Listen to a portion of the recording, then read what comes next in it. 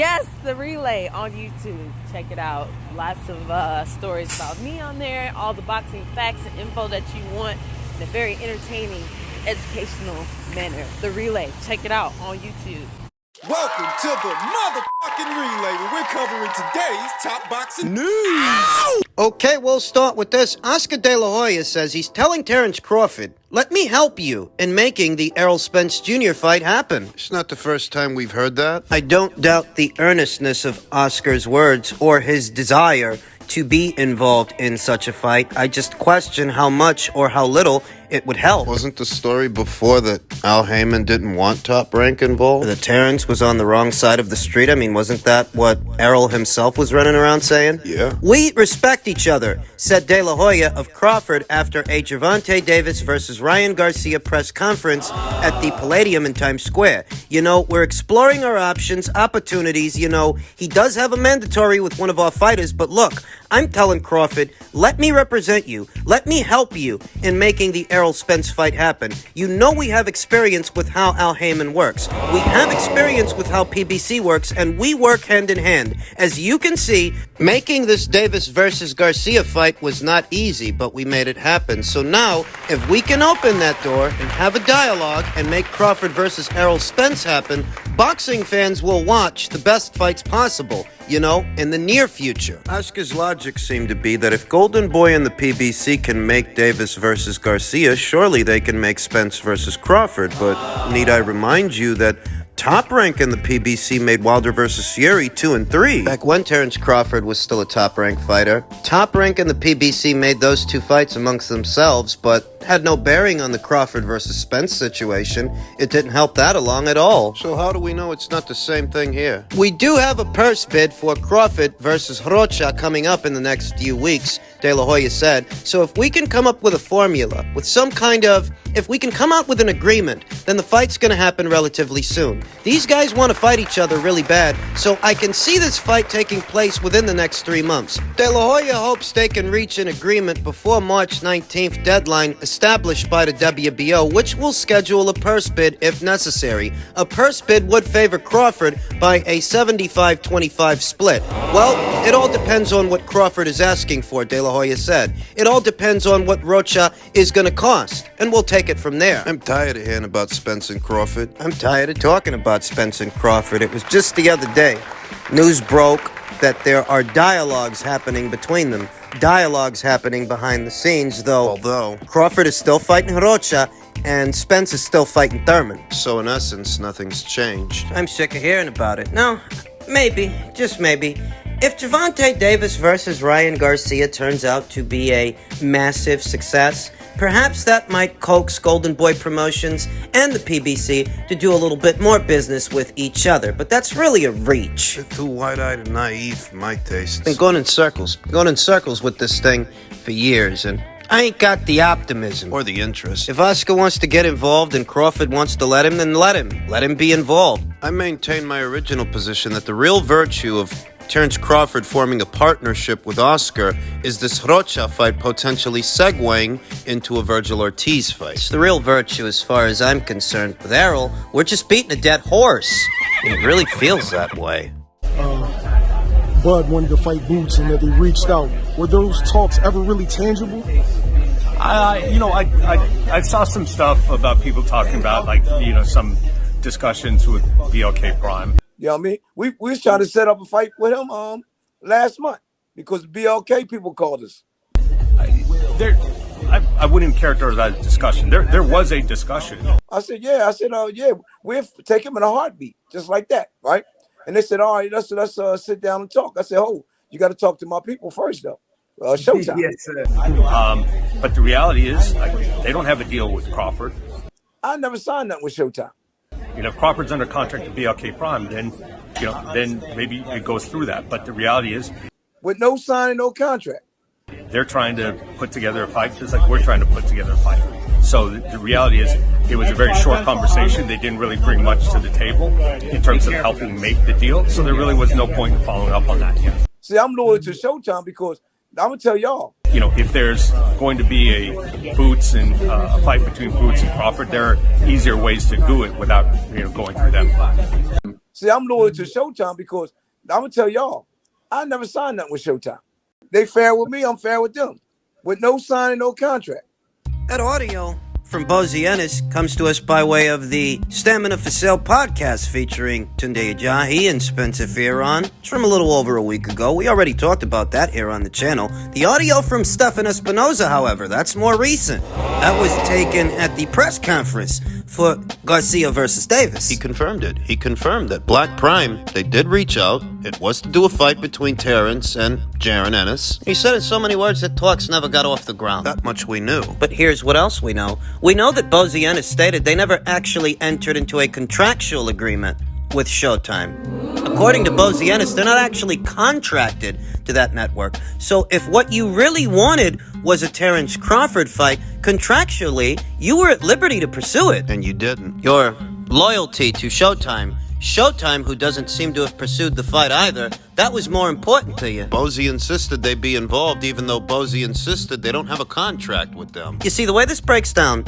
this wouldn't be a story if Team Ennis weren't dragging Terrence Crawford's name in the mud, pretending that they're pursuing him. Play and pretend that they're being avoided. All the confirmation we have in reference to this story is coming from the Jaron Ennis side, not the Terrence Crawford side. It's not Terrence Crawford dragging Jaron Ennis's name in the mud. It's not Team Crawford doing this, but it is Team Ennis attempting to drag Terrence's name in the mud, only for them to be the ones that didn't pursue the fight. After Black Prime reached out, and it wouldn't be the end of the world if you didn't want to work with Black Prime. You don't know those guys. Your fealty, your loyalty is with Showtime. Wouldn't be the end of the world if Showtime turned around and prepared a counter offer, reached out to Terrence themselves to see about doing that fight, but they didn't. There's no story out there now about Showtime preparing an offer for Terrence Crawford to fight Jaron Boots Ennis on their platform. There's no story. Stefan Espinoza himself, who spoke to YSM Media, he didn't say nothing about preparing a counteroffer. You see, people are playing dumb. They're pretending they ain't got no common sense, or maybe they just ain't got no common sense. Maybe.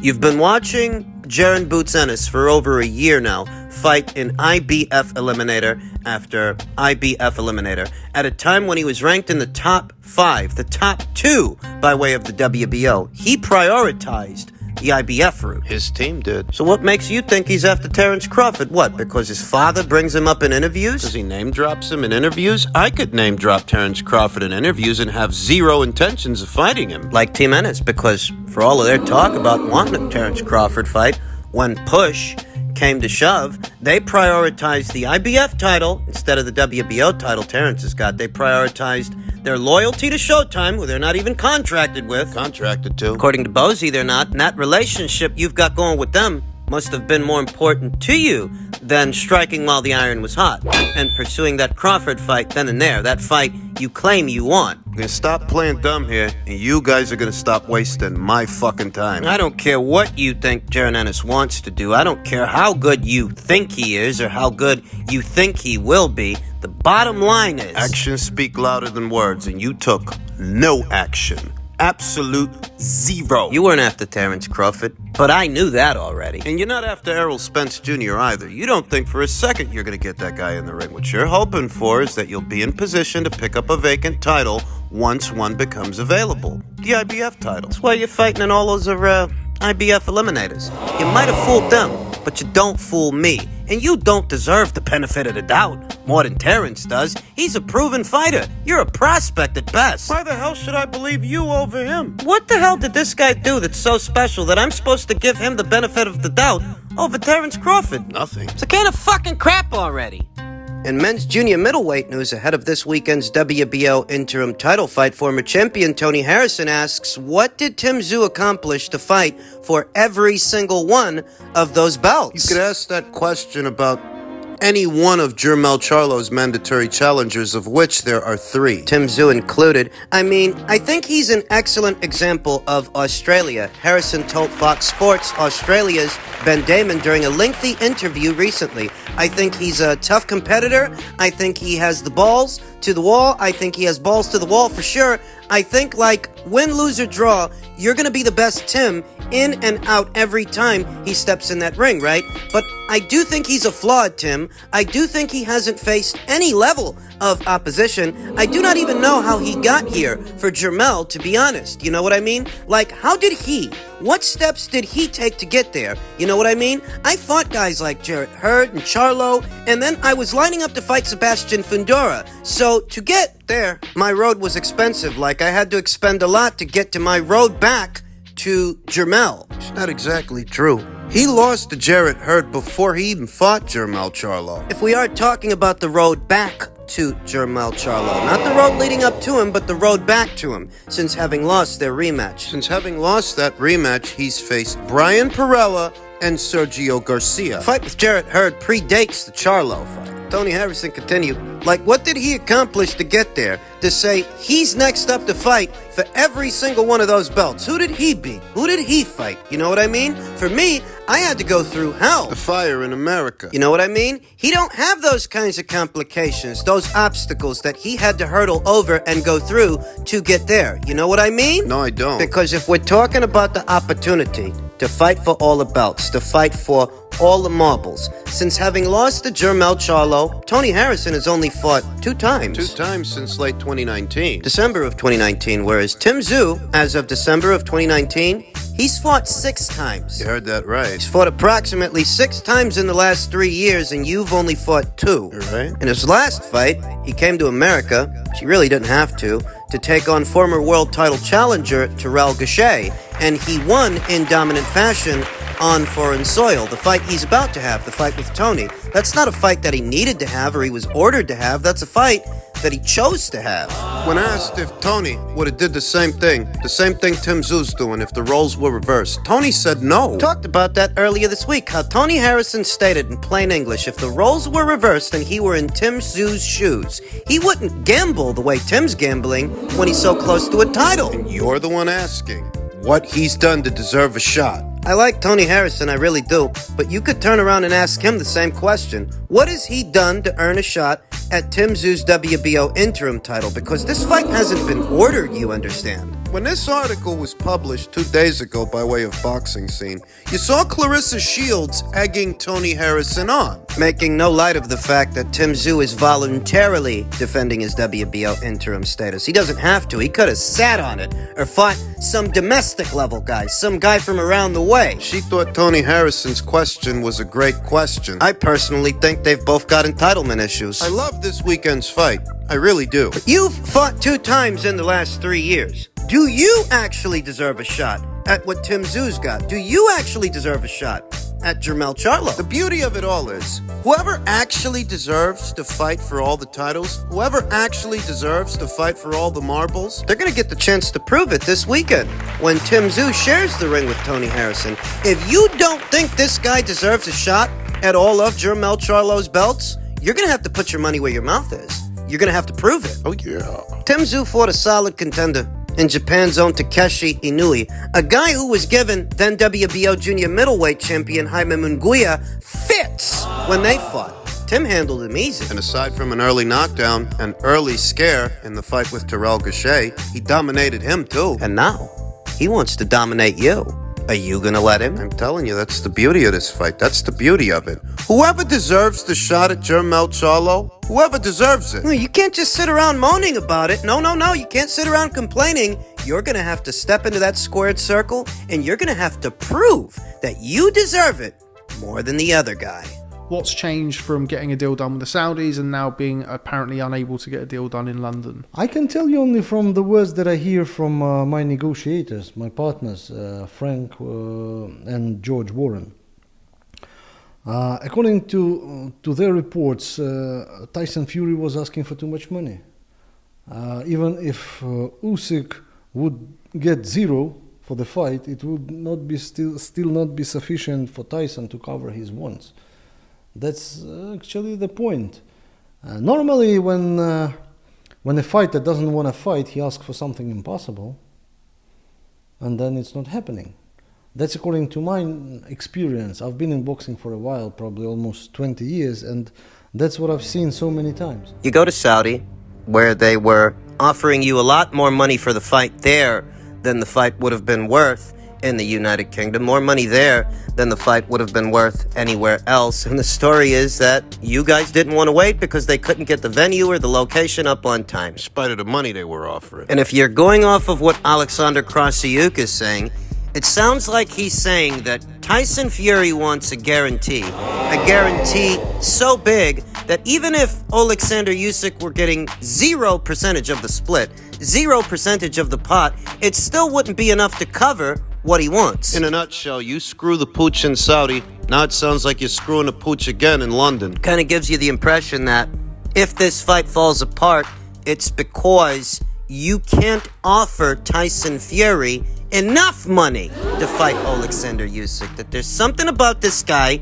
he doesn't like. He don't want no parts of. And it didn't start with this. I mean, the deadline's supposed to be tomorrow, according to Frank Warren. They've got to decide. But if this falls apart and they don't fight, comments like these from Tyson Fury, they're gonna haunt him. Usyk ain't on the list. He's a no-name. No one's interested, and it doesn't make any money. So what would I want to fight him for?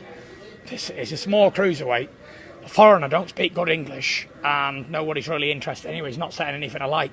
I want the big fights that people are interested in, and that ain't one of them. What if he was to beat Joshua? Still, it won't be a big fight. He's still a foreigner in a westernised world. The belts are back in the West, and they're going to stay there. And, so whatever it sounds like, the heavyweight champion should be from Britain or America, nowhere else. That's it. Because maybe in Ukraine he might be a big star, but the Britain or America ain't interested in some Ukrainian boxers boxing in Ukraine, and that's the way it is. The heavyweight champion of the world needs to be in the West, and that's it. That's how it goes. Those comments from Tyson Fury are from before Alexander Usyk beat Anthony Joshua 2 times. He said that there'd be no money in it, but you tell me, who's offering Tyson Fury now what the Saudis offered him to fight Alexander Usyk? What they just offered him. Nobody in London, it seems. Says the belts themselves, they're going to stay in the West. Alexander Usyk has all the other belts. He's the only other champion at this weight. It's just you and him. Why are you playing up the Johnny Foreigner angle, that he's just some foreign guy nobody cares about? Because people cared about Cephas Safari and Francesco Pianetta. People cared about Tom Schwartz and Otto Wallin. What kind of excuse is that? You had time for them, but you don't have time for him? What kind of reasoning skills are those? It just paints a picture. It just makes it seem like you didn't want no parts of that guy then, and if you don't fight him here today, it's because you don't want no parts of him now. We're coming up on the final hour. I don't know what tomorrow's gonna bring. I don't know what announcements may or may not be made, but if this fight falls apart, I can tell you. One thing I can tell you. You can't skip out on this guy and you don't pay for it. You can't skip out on this guy and your marquee value don't take a hit. You're a duck. That's what they're gonna call you. They're gonna call you that in my neck of the woods. They're gonna call you that in yours. They're gonna call you that anywhere people were waiting to see this fight. Let's wait and see what tomorrow brings.